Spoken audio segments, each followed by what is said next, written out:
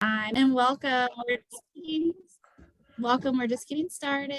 Glad you're here. So, most of you should know this, but if you don't, I'm Rebecca, or if you forgot, that's okay also.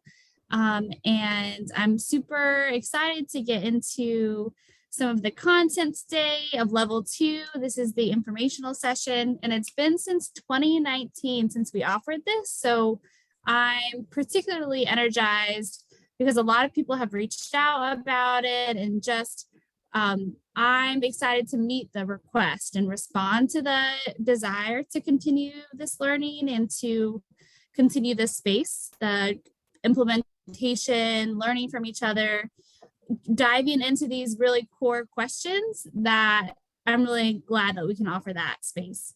So that's why I'm here today. And I'll just, in all of our webinars, we like to share a little bit about Brown Sky. You all know us pretty intimately, but I'll just share 2 things that we are celebrating to start us off.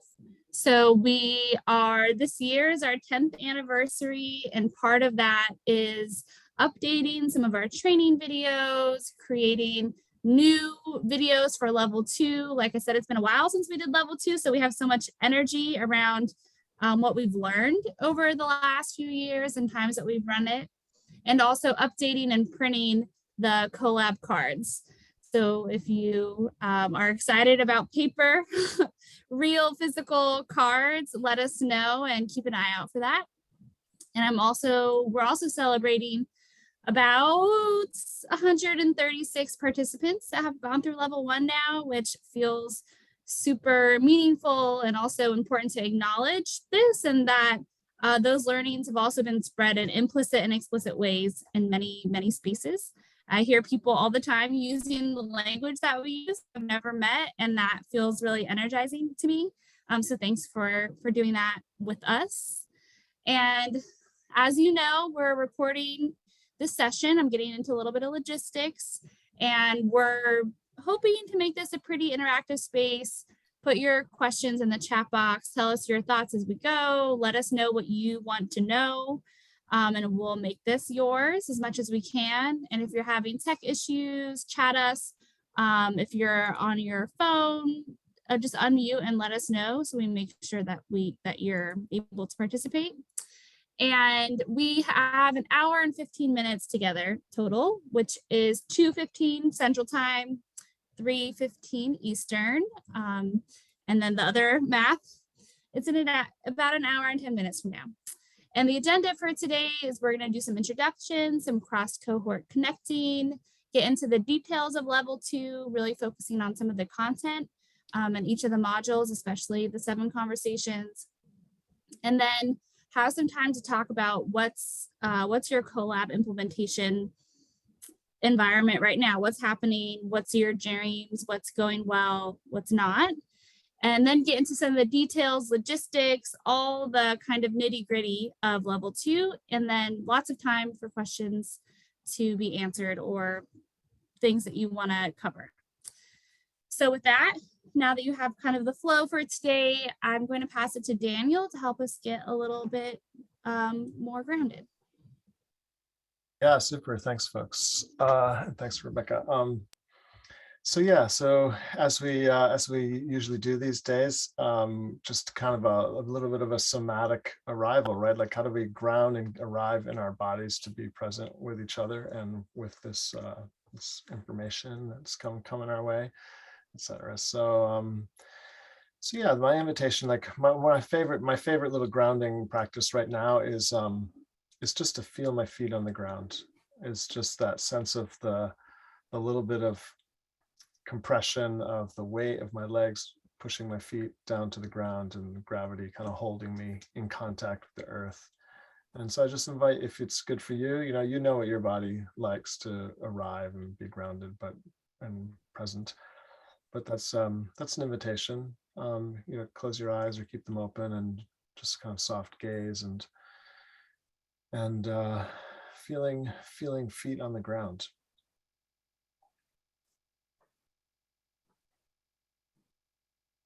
Yeah, can you feel that little sense of compression in the pads of your feet, for instance. And as you do that, you might notice like your breath changes a little. I just noticed that I took a deeper breath once I kind of actually dropped into my sensing of my feet. A little deeper breath just kind of came spontaneously. Maybe there's other things about your body that just kind of want to spontaneously relax a little or arrive.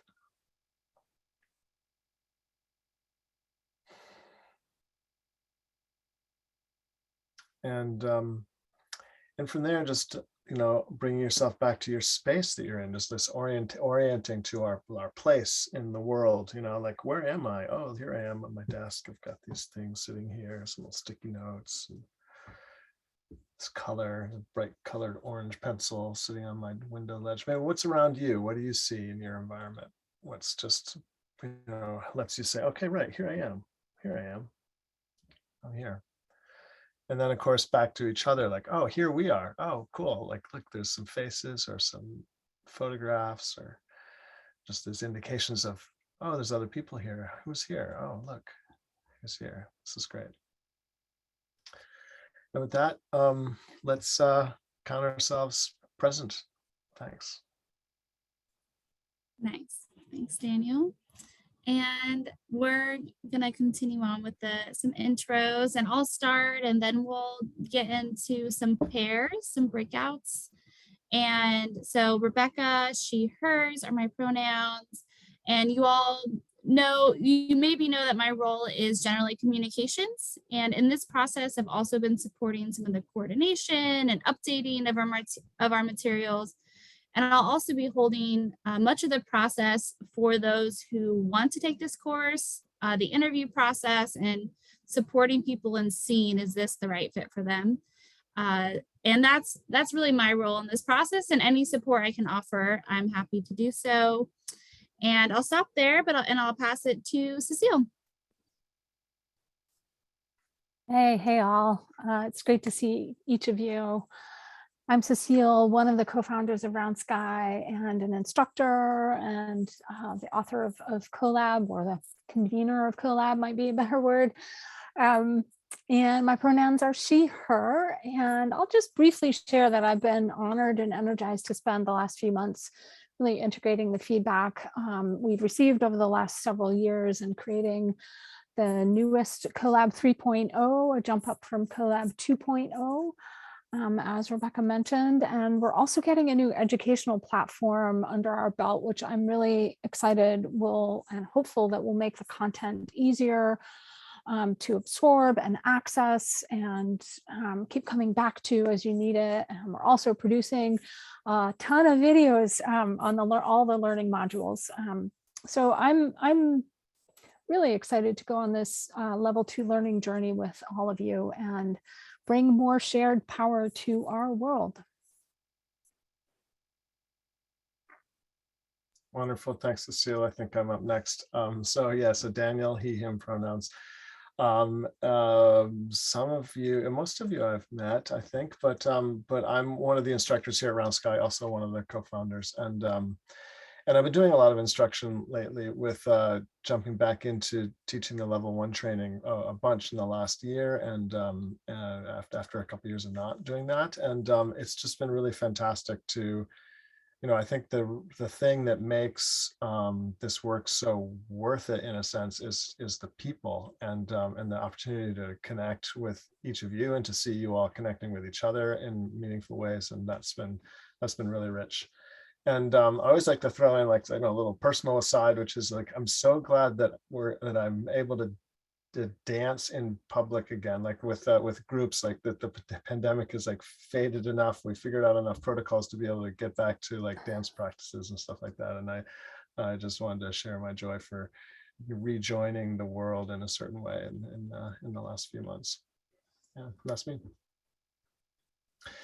So with that though, we'll just do some breakouts now and invite you all to mix and match with each other a little bit. We'll I think we'll do, let's see, we have 5 participants. Why don't we do, should we do, what were you thinking, Rebecca? Should we do 2 groups? 2 and 3? Yeah, a group of 2 and a group of 3. Yeah, why don't we do that? And I'm just looking for you to inviting you to share your name, pronouns, location, the organization you're connected with. If you took the CLCP 1, when was that? When did you take that course? And just in general, what kind of brings you here today? What are the questions or topics you'd want to get into today? And we'll see if we can wrap that in as well. So yeah, and just sharing that with each other. That sound good? Any questions? Okay, off we go. And you'll have about like a few minutes each, and I'll give you a little heads up, but count on like 8 minutes total. So, okay, I'm opening the room.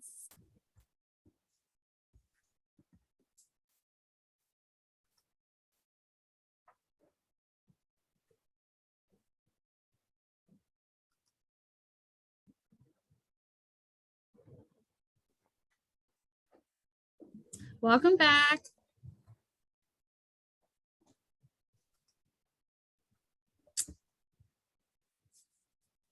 Eager to hear how it went, but we'll wait for everybody to get back. Edith, it's great to see you again. It's been a long time. I look forward to catching up. Yeah.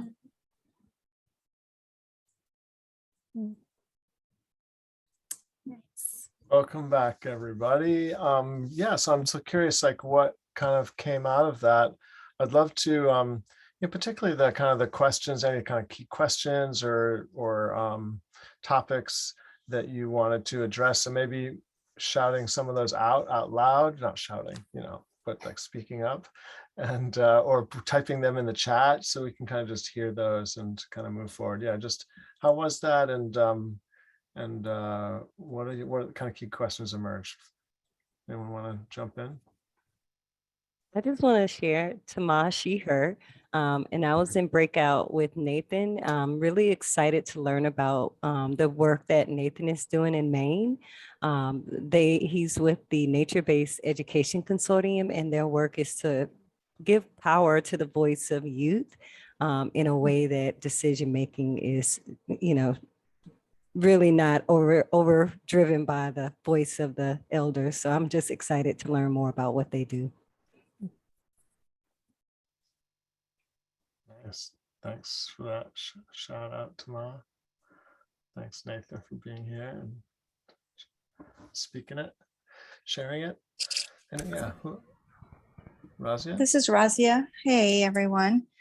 So I just started level 1 training. So I was really curious. I'm not knowing before that there were multiple levels, what the difference is with level 1 and level 2 and what that progression is like and how it could benefit my organization. Yeah, great. Well, I think you're going to get a bunch of information about that throughout the course. And then if you have any key questions that come up, like towards the end, we'll be doing more Q&A, and please jump in and ask those. Yeah, Edith. I did the level 1 training a long time ago, and there was so much going on with our org during that time. And so I am here in the level 2 because I'm wondering if level 2 would help. We had trouble with implementation with it, so I'm wondering if level 2 would help better in implementing. We're kind of starting from scratch, or if I should go back and do level 1 as a redo.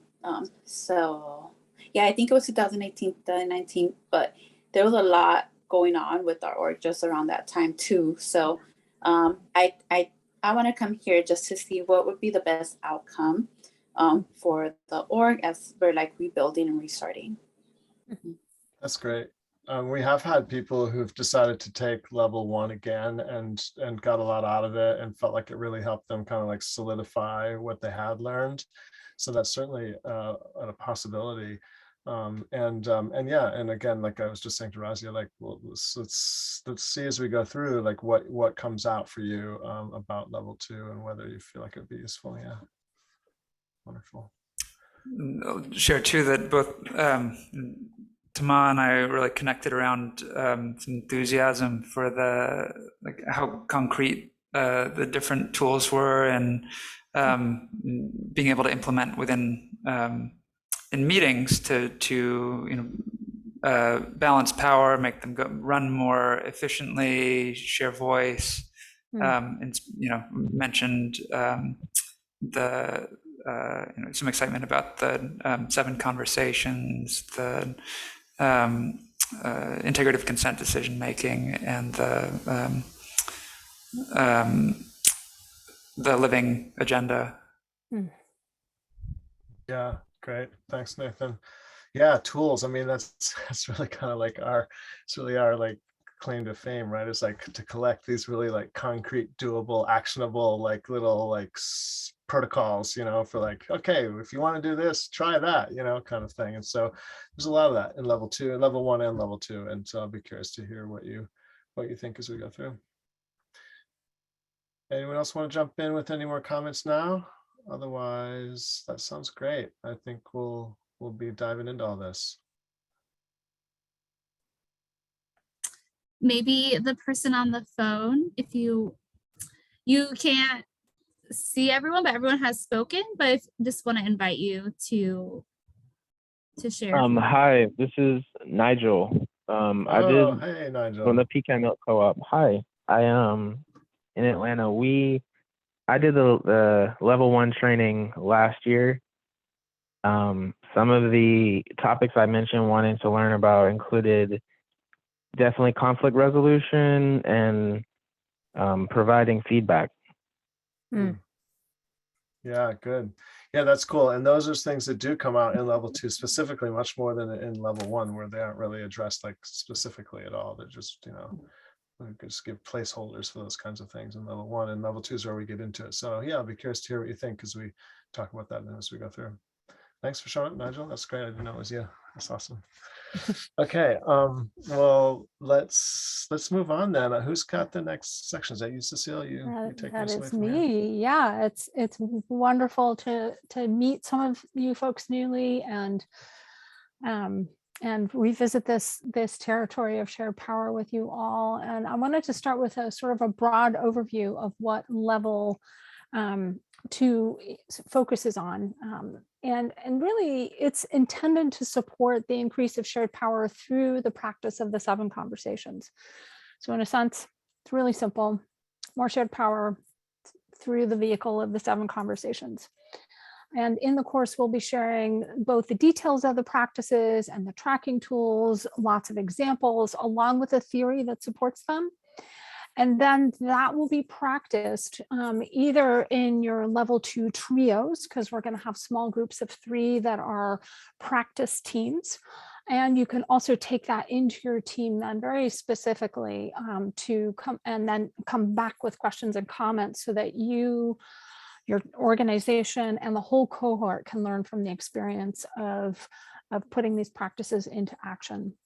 And since the course content will be in videos, you'll be spending most of the course sessions, the time that we're together, either debriefing your experience, having conversations about the theory, or exploring the details of what it means to actually implement and the specifics for each situation, which is, as I've learned, it's just completely unique for each organization, where you're starting, where you need to go next. And so level 2 is really built to be both a small cohort so that we can get to each person's details and enable you to then go back out, practice, come back, and keep moving from there. So a lot of the in-breath and the out-breath of the practice for the duration of the course. So in summary, you'll be practicing and deepening your implementation of Collab's tools to support shared organizational leadership through knowing how to sense and facilitate both the technical and the adaptive change that's needed both for yourself and your organization. Learning the lenses that inform Collab and how to apply them to your organizational environments. Deepening also your own somatic intelligence and your own personal development as a leader so that you are better prepared, able, confident, and resourced to bring this into your organization. And continuing your practice and implementation of the Collab tools in a variety of contexts. That hopefully you began in level 1, but as Edith alluded to, there's a lot more that actually goes into putting this into action in an organization. And so we have specifically constructed level 2 to be an implementation practicum or an implementation intensive to support that transformative growth that really needs to happen at the individual and collective level. Also, you'll be adding on to that by putting the full spectrum of organizational power sharing into practice. You'll learn to facilitate each and every one of the 7 conversations, to develop your vision, mission, and values, organize and open your books with business model expertise and knowledge, learn how to strategize collectively for innovative solutions that you may need, and also make clear collective decisions about who has power for what, creating how to create effective accountability, doing those ops reports in a way that works for your team and your organization, and getting to that feedback piece. How do we resolve interpersonal conflict? How do we give that feedback in a way that is constructive and will help us get to both the restored relationship with people and also more effective, aligned, collaborative action together? And of course, making the personal changes in yourself that you've identified and want to see for yourself. Thanks, Cecile. And one new thing that you'll experience in level 2 is that the content is broken up into 7 modules and really designed to take it one by one to support implementation. And I want to share a little bit about each of those 7 modules now. Some of it might be just very clear to you as you've looked at the 7 conversations and started studying it, but I'll share a little bit. So in level 1, you focused on your leadership through the personal development topic creation and somatic practices. And in level 2, you take that a step further into diving into multiple modules of deepening personal development practices for yourself as an individual, but also how to facilitate that in your team. So that's what the personal development module is about. And the second module, we get into governance and operations. And in this module, you'll be focusing in on getting better at facilitating integrative consent, including working with tricky objections and different perspectives, and continuing to refine the accountability systems in your teams with your ops tracker processes, and also, as Cecile said, refining and clarifying scopes and roles. That's definitely a process. Over time, we can continue to get better. So this is really about honing in on those facilitation skills and practicing that more. And the next module is on purpose.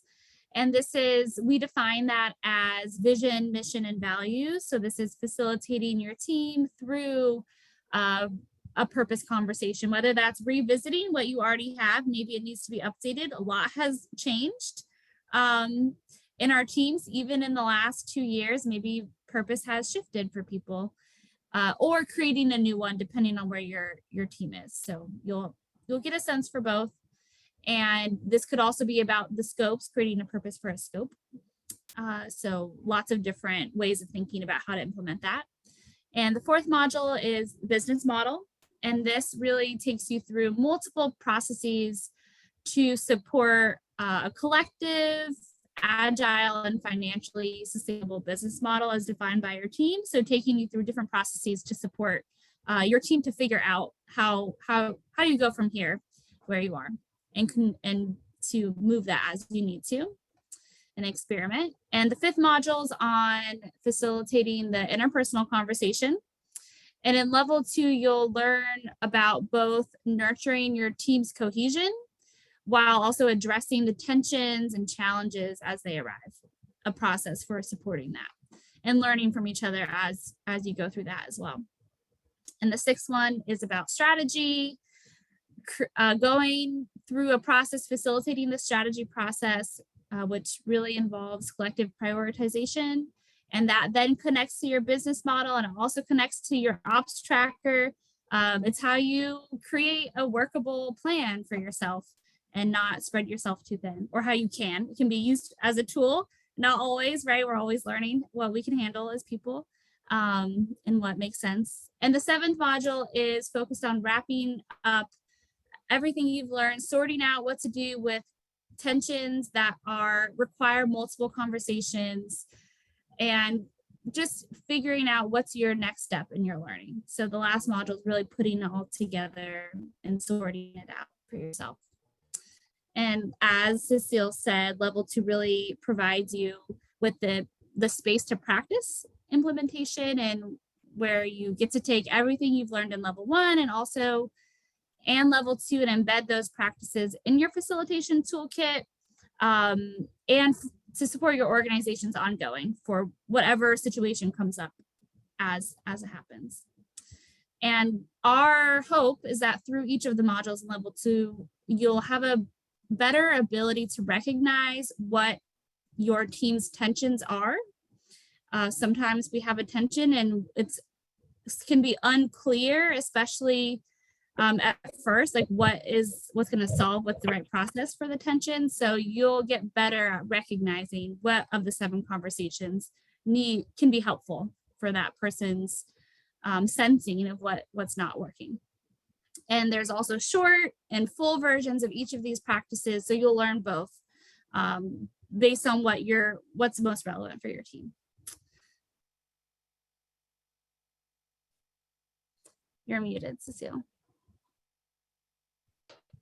Good old mute button. Thanks, Rebecca. So I'd love to take just a minute and look at each of these 7 conversations and ask the question, how do these conversations support healthy shared power? And the first way that these 7 conversations work is similar to the power matrix, in the sense that we're making explicit and visible all of the organizational conversations and their outputs. And this simple, subtle action takes the conversations that are already being held and adds collaborative process to it to enable shared power, clarifies the outcomes of the conversations in ways that incrementally move tensions of the whole team forward. The second way that the 7 conversations work to help with shared power is by clarifying that all of these conversations are being held throughout the organization, perhaps in smaller portions or with content that nests inside larger content, but nevertheless, it makes it evident that these conversations are helpful in every scope, which enables collective decision-making distributed throughout the organization, autonomy and agency in each and every scope and for every role. And so these are very powerful tools to really put that shared power into every aspect of your organization. So as level 1 graduates, you really learn the basics, or you will, if you're in the course right now, learn the basics of the standard meeting practice, which is the backbone and the heartbeat of where all of these conversations happen. So it's vitally a vital foundation cornerstone. And as part of that, you've learned a lot of the details about governance and ops conversations through integrative consent and ops reporting. But if you'd like the skill to walk into many different organizational environments and be able to change those power dynamics into generative ones, level 2 will help give you the full spectrum of ability with all of the conversations, including the ability to recognize them, understand how to prioritize them, how to adapt them, and how to implement these practices in your particular environment to get those generative outputs. So it would be great to get a little bit more into what's happening in your teams with a little more detail. So off to you, Daniel. Cool. I guess I'm the breakout guy. We're going to break out into small groups again, and what I'd love to do is just, again, we'll take like, I don't know, not that long, another 8 minutes or something like that, to ask a couple of questions, like what are you wanting to improve and how your organization is working, and what what kind of new cooperative capabilities are you looking for to develop within yourself, and just kind of like just giving a chance to like ruminate and brainstorm, like, okay, what are my growth edges here, my organization's growth edges, and just like talk about that. If you see already like how it relates to any of the 7 conversations or anything about the course, that's fine, but just in general wanting to like have another moment to explore, like, well, what am I trying to learn, basically, for myself and for my team. So yeah, let's is that clear? Does that make sense? We'll have we'll have like 8 minutes again. Does that work on the timing? Yeah. So it'd be like 4 minutes each in a group of 2, or 2.5 minutes each kind of thing in the group of 3. Okay, cool. Let's do that then. See you soon. We were talking about conflict resolution and formal processes for conflict resolution and the difficulty of having those conversations. Someone was going to say that someone was about to say something about that they had observed. I was curious. Seemed important. Yeah, was there a thought that you wanted to It was finish? it was me, Razia. You know, I was saying, you know, what you described in your organization, it takes a high degree of people being involved to not have to use a formal process, but to be able to just sit with each other and be able to speak, to work through something. I just found I found that really commendable. Thanks. It's been really difficult to be able to relate those sort of bonds that are more informal, where people can resolve their conflicts that way.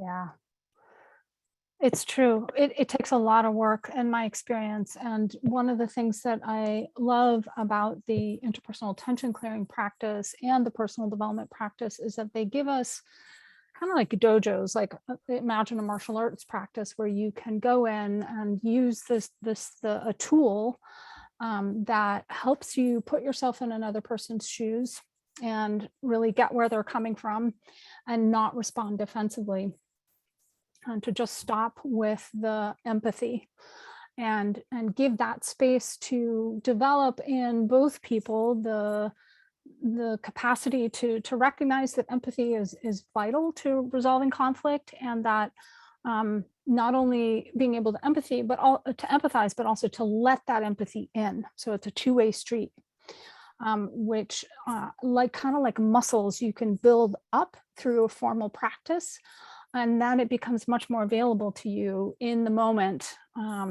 to be able to respond in a way that's more generative. So it's one of the ways in which, yeah, go ahead. Well, I'm sorry, I was totally interrupting. I was just like so with you. Like then you have the capacity to bring to the informal practice, right? Then you know, with having done the workout routine in a sense, you know, we've got the chops to do it informally more easily, but you know, this is such a rich topic because it makes me think too, like the personal development side and the somatic intelligence side, right? Like, because the key thing that goes wrong in conflict resolution is when people get too hot or too something or too frozen or too, right? It's like the way that it activates all our trauma responses and stuff, even on, you know, they're little or big ways, and makes it really hard to listen. We get knocked out of our stretch zone and into our panic zone, and we can't function well enough to get through something. You know, it can happen so easily. So anyway, just tying it back to the level 2 and the idea that the personal development module and the working with that to, you know, to deliberately throughout the training, along with the somatic intelligence aspects of that, you know, is also really helpful for conflict. Anyway, thanks for jumping right in there, Nigel. I was wondering if there's other like just themes or like key opportunities for yourself or your organization that anyone else wanted to mention. I think in this, we had a conversation in our breakout about like using context around staying on mission and how the 7 conversations.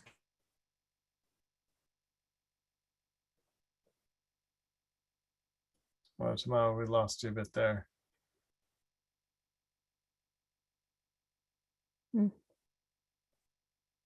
That's too bad. I can hop in if that's. Go for it. Yeah. We're thinking a lot about the operations tools, both in terms of you know, developing clarity of roles. Tamara, are you back? Do you want to take back over? I'm almost afraid I'm going to get cut out again. I think I'm having some spotty signal. We can We hear heard you that just okay. fine though right now. Yeah. So Okay, yeah, I was just making sure that I was coming through clearly, but one of the things was just making sure that folks have clarified roles and responsibilities. The scopes and roles piece, I think, is one part that I would love to dig deep in. But I'm also curious in the personal development side and how that helps support individuals showing up using the skills that they have and learning new skills to help them hold those roles a little bit better. Right. How to bring more of ourselves and more of our capacities online, either as someone like going through a training like this and having the opportunity to do the personal development work ourselves, which we'll be doing throughout the training, particularly in that first module, but also how to ask good questions or hold a space for the team to get into that for themselves as well, so to kind of transfer the learning to others and give more people an opportunity to decide what would make sense for them what's their growth edge. Having people identify what's their growth edge, even just that is like awesome, because you can talk about it and go places with it. Yeah, I'll jump in there too. And I think that in non-cooperative or non-kind of collaborative businesses, it's the personal development conversation is very much about like what people should be doing. Like our bosses tell us, you should be doing this. And there's not a lot of autonomy often around self-evaluation and really picking what we want to put attention to, and allowing that personal development topic to grow a little bigger than just work. Like we're not just work or just outside of work. And so there's something about these practices that kind of make more space for what people want to bring to that, I think. And that can be helpful.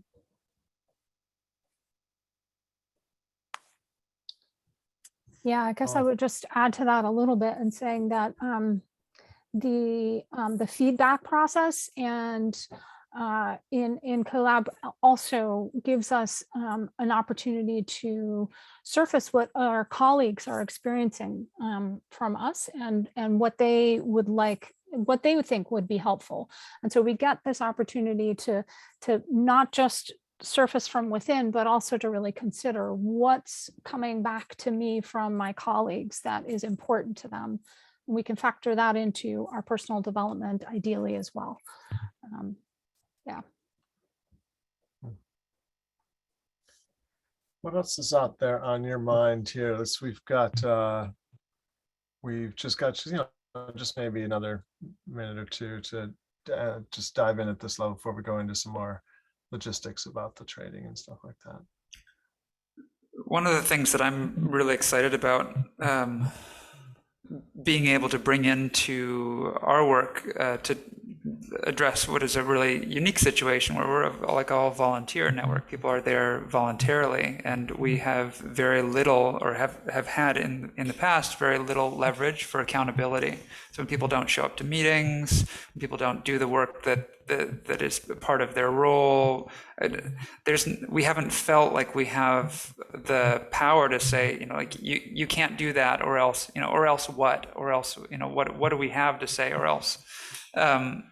And so getting that kind of buy-in for accountability with self is like really the only tool that we have to do that, but we haven't really had a way to employ that effectively yet. And so I'm really excited about that particular piece of getting, and something that will work for both youth and adults, because we do have youth leaders, we do have people who are fully employed. It's on top of their jobs or their student role. And so finding something that people can be excited about and can work with and see the positives of, rather than seeing it as a constraint, is something that I'm really excited about bringing into our work. Yeah, that's cool. Thanks, Nathan. Yeah, that makes a lot of sense, right? How do we how do we spark that intrinsic motivation, I think is the word, right? Like for like that sense of like, we want it for ourselves and do we want to bring it forward? And part of that, might be the sense of like good information from our environment, from our peers and et cetera. But some of it is just like, how do we tap that desire for our own, stepping forward in ways that work for us. Yeah.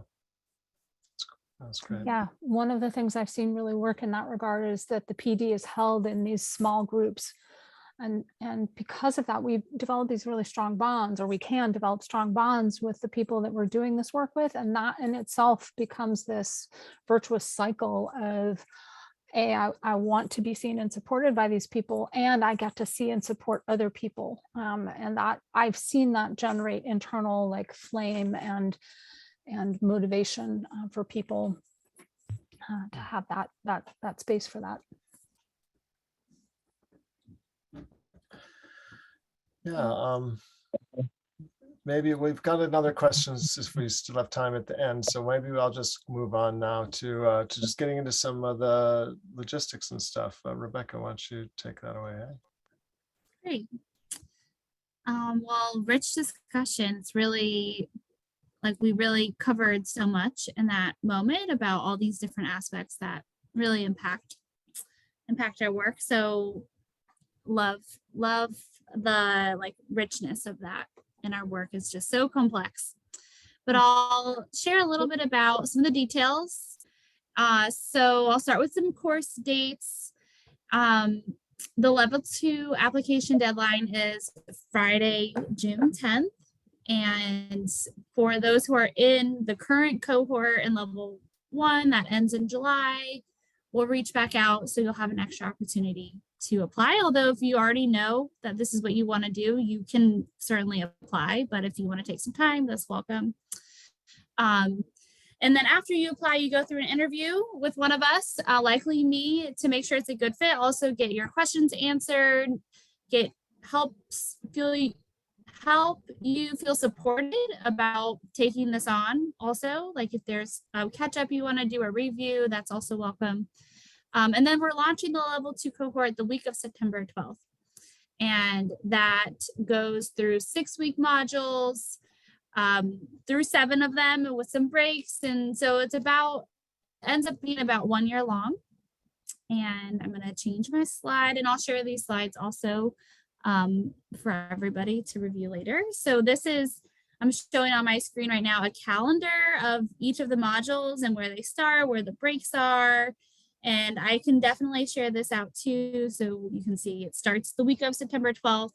We'll do the level 2 schedule similarly based on folks' schedule within Eastern Time business hours. But this is generally what you can expect. So there's the first half and then the second half. So through much of August, where we'll have a celebration to support or to celebrate the work that we've done throughout the time. Sweet. So I want to talk just a little bit about the course structure. So we have adapted the structure to include more formats for learning and processing these tools since the last time we ran it in 2019, and particular places to practice. And so in short, we'll have whole group meetings, so whole cohort meetings, small groups or trios for practicing, and Collab community of practice sessions that are open to people outside of the course as well. So on the screen, you'll see the general format for each module. First week is orienting to the topic, getting you set up for success. Second week, a little bit more processing of the materials after doing some of the homework and having your first trio meeting. The third week is the community of practice call, where you can bring your questions of what you're experiencing in your trio. Fourth week, another trio for practice, and fifth week, a community of practice. And then the 6th week is your final module session and your last trio session for that particular module. Now, each of these meetings are roughly 90 minutes, so an hour and a half. And except do note that the personal development module is set up slightly differently. The PD module is going to run 2 hours every week for 6 weeks, and then 2 hours per month for 3 months. But otherwise, the format that we're showing here is for all of the other modules. And really, the trio sessions are used for you to work through the materials, to practice creating some of these outputs, and to share and support each other through the process, as well as digging into the content more, role playing, that kind of stuff. Daniel's going to talk a little about implementation next. Great, because that segues in the sense that one of the main things, of course, is implementation, like being able to help you all really take this material and apply it somewhere. And so in terms of that applied thing, we just stumbling over my words here. Okay. Ideally, you'd each have a team within your organization or someplace you could bring this material and really kind of get into the real work of a real organization and apply the material directly to that. Now, that might not be realistic in every case, or say for every module. Like some things just might not be, like the team might be like, we just have no need for talking about this right now, and there might not be a space in your team to try things out on them because they're too busy with something else or something like that at first, even part of the time. In which case we would fall back to the idea of working in the trios, triads, the groups of small groups of 3 to be able to like practice with each other, kind of create mock scenarios or bring in a scenario from your workplace and kind of workshop it and try the actual practices with each other to be able to actually have the actual practice doing it and actually facilitating and leading each other through the process. Which brings me to homework expectations. And we can expect the homework will include videos, readings, doing that, practicing in your, practicing out with, your trio or your actual work organization. And then concretely sharing how that went back to the group, in class, but also in written format in the forums, in the Lumio forums for the course. In between sessions, they'll have the course platform, which will have like videos and things like that associated with it, and the forums where you can access and just even engage in extra conversation with each other, support around a particular topic of interest, for instance. But we want you to be able to put all that stuff somewhere. So that's what the forums are for. So in general, we're looking at an hour and a half to 3 hours a week of in-person sessions. Videos and readings about an hour, and then implementing your practices and documenting that practice in the forums, and that's going to vary depending on what's actually going on between an hour and up to 5 hours. So in total, we imagine that you may spend an hour or 2 some weeks and 5 or 7 hours other weeks, depending on what's actually happening within the course, how much you're engaged with it, how much it really applies to your team, in that particular case where you're really getting into it. So those are some of the factors of the timing and the commitment that it involves with the work. And a lot of people have reached out to me about the cost of the course. So the full cost is $3,750, $3,750. And if that is a barrier, we don't want that to stop you. So we have payment plans. Also, we can offer scholarships. And if I don't think anybody's a Vermont resident, but Vermont residents could be eligible for specific state of Vermont funding. And then also we have always had this referral policy. So if you know someone that you think would benefit from level 1, and they decide to do the course, so if you refer them, you get 20% of whatever they have paid towards the tuition towards yours. So let's say you refer someone and they don't need a scholarship, so they pay $2,500. $500 of that goes towards your amount, your level 2 tuition, if that makes sense. So, and I've been keeping track from what I know from who's referred who also. So you may already have some, I'll tell you that. You can also reach out to me. And then we're doing a lot of work to create new videos for both level 1 and level 2. So if you are interested in participating in those, we could do a trade at $40 an hour towards level 2 also. So if that's something you have time for, and we're trying to create multiple pathways for reciprocation, basically. And we're open to other ideas, so please reach out to us. But that's how that works. And with that, I think that's just about all the logistics for possibly that I have ready. And love to hear your questions. I think we've answered much of the ones that came up already. Not sure if we answered the question around how much to review level 1 content before level 2, but if that feels alive still, ask it. But yeah, what are your questions? What's kind of coming up for you at this point? Yeah, let's hear from folks.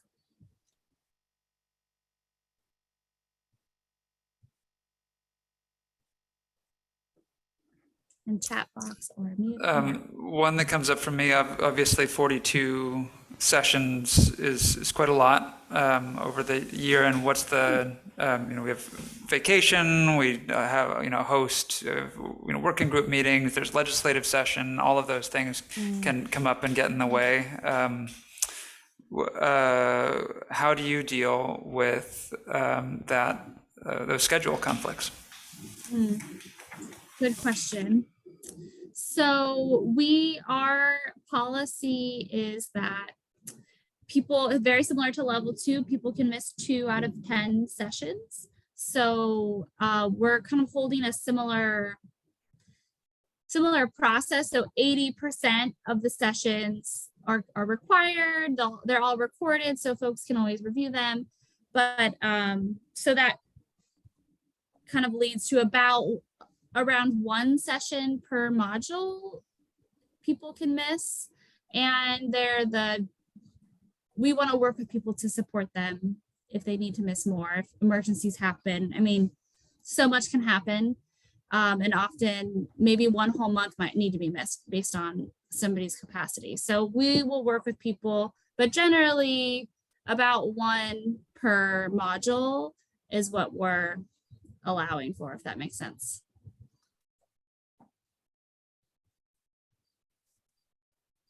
Nice. Yes, definitely we'll share the material with folks so you can review it. Thanks for that, Tama, putting that in the chat box. I guess for me, just coming back to like what would be best overall, pretty much I have a new person onboarding and I want them to do level 1. But just in general, for myself, I feel like I do collaborative work all the time. So I feel I would want to do level 2 more like as a practice, just across the board. But when it comes to the org, where I feel like is level 1. So I think I'm still like in this like space between like org-wise, should we we're like pretty much like rebuilding. But I've been continuing to do collaborative work this whole time. So for me, I just feel like it would be this, I want to keep going. I want to keep like growing in this practice. So I guess I'm still confused, because I do this practice. I do it just journaling. That makes sense.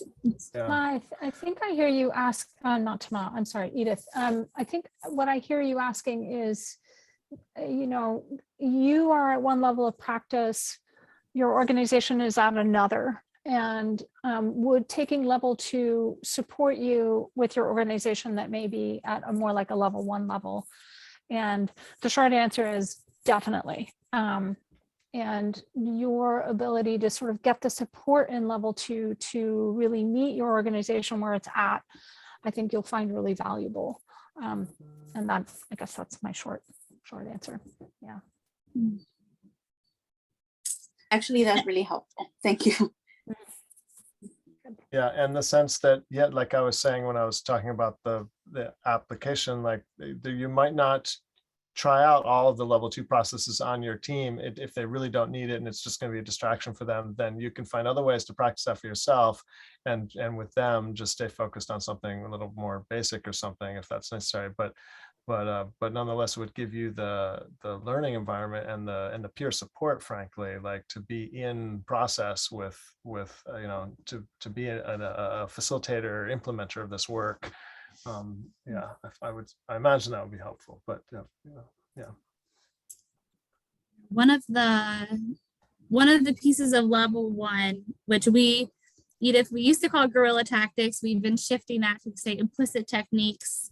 But these implicit ways of bringing the conversations, sometimes our organizations don't want to do a process, and that we can't force people into a process that they don't want to do. So the implementation environment is also just, or the trios are there for people who are in those organizations that you want to implicitly bring more participation, more collaboration with a group of people who don't want to have a process, or find it like a little too cumbersome. And the goal is that supports the in-between, because you definitely, if you feel like your organization isn't ready for this, you won't be the only one.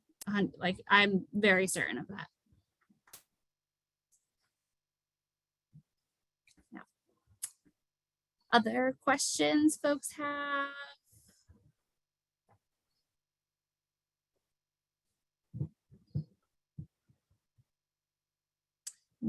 We did have a question come in beforehand, which maybe some folks here would appreciate, about who can take the course. Specifically, if you're not yet level 1 certified, can you apply? Like, if you took the course a year ago or whatever, but you didn't complete it fully to certify, is this still an option? And we want to just make it clear that yes, it is still an option. We're still going to do an interview to make sure people have the core concepts and support people to complete their level 1 certification in the first few months of level 2. So you do have to have the intention of completing it and have some like core pieces understood about what was taught in level 1.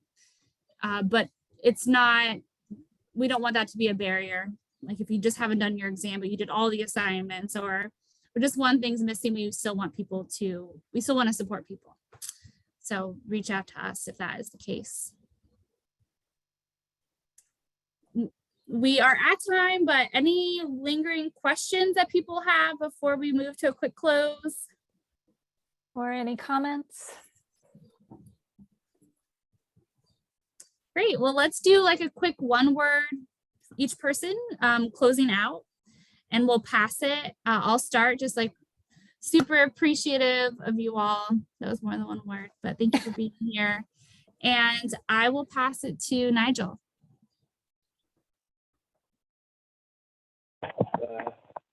Take care, y'all. Thanks for being here. And how you want to go next, Edith? And then you can pass it. I'm grateful for the clarity. And Nathan? Sure. I have 2, feel heard and supported. How about you, I'll- Razia? Yeah, pass it to Razia.